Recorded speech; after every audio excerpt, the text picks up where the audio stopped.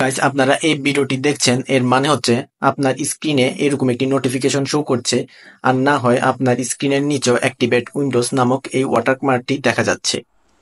তো আজকে ভিডিওতে আমি আপনাদের দেখাবো যে কিভাবে আপনারা আপনাদের উইন্ডোজটি অ্যাক্টিভেট করবেন, তাও একদম ফ্রিতে। ওকে, তো ভিউয়ার্স, চলুন ভিডিওটি শুরু করা যাক। প্রথমে আপনারা আপনাদের কম্পিউটারে পাওয়ার শেল বা কমান্ড লাইনটি রান অ্যাজ অ্যাডমিনিস্ট্রেটর এখানে ক্লিক করে ওপেন করে নেবেন। এরপর আপনারা এখানে এই কমান্ডটি লিখে নেবেন। তো এই কমান্ডটি লেখার পর আপনারা এন্টারে ক্লিক করবেন এবং ক্লিক করার কিছুক্ষণের মধ্যে আপনার ডিভাইসটি অ্যাক্টিভেট হয়ে যাবে এবং ওয়াটারমার্কটি চলে যাবে। যদি কোনো কারণে না যায়, ওই ক্ষেত্রে আপনারা আপনাদের ডিভাইসটি একবার রিস্টার্ট করে নেবেন। যদি রিস্টার্ট করার পর না যায়, তাহলে ওই ক্ষেত্রে আপনারা বুঝে নেবেন যে এই কমান্ডটি আপনার ডিভাইসে কাজ করবে না। তো অনেক ডিভাইস রয়েছে যেখানে এই কমান্ডটি কাজ করে না এবং অনেক সময় এন্টারে ক্লিক করার পর এররও শো করতে পারে। তো ওই ক্ষেত্রে আপনারা বুঝে নেবেন যে আপনার ডিভাইসে হয়তো এই কমান্ডটি কাজ করবে না। হ্যাঁ, তবে বেশিরভাগ ডিভাইসে কিন্তু এই কমান্ডটি কাজ করে। তো আপনি এটি ট্রাই করে নেবেন।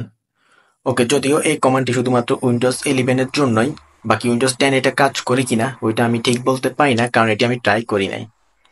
তো আপনারা যারা উইন্ডোজ 10 ইউজ করেন তারা আপনারা চাইলে এটি ট্রাই করে দেখতে পারেন, কাজ করলে তো ভালো। এখন আপনাদের অনেকের মনে হয়তো প্রশ্ন আসতে পারে যে এটি আসলে কিভাবে কাজ করে, বা এই কমান্ডটি দিলে আমাদের ডিভাইসের কিছু হবে না তো। ওকে, তো প্রথমে আমি আপনাদের বলে দিই, এই কমান্ডের সাহায্যে আপনারা কিন্তু আপনাদের ডিভাইসটিকে পার্মানেন্টলি অ্যাক্টিভেট করতে পারবেন না। এই কমান্ডটি দেওয়ার মাধ্যমে আপনারা শুধুমাত্র 1 মাসের জন্য আপনারা আপনাদের ডিভাইসটি অ্যাক্টিভেট করতে পারবেন। তো অনেকে হয়তো আছেন যারা কিনা উইন্ডোজ অ্যাক্টিভেট করবেন ভাবছেন, অর্থাৎ অ্যাক্টিভেশন কি কিনবেন।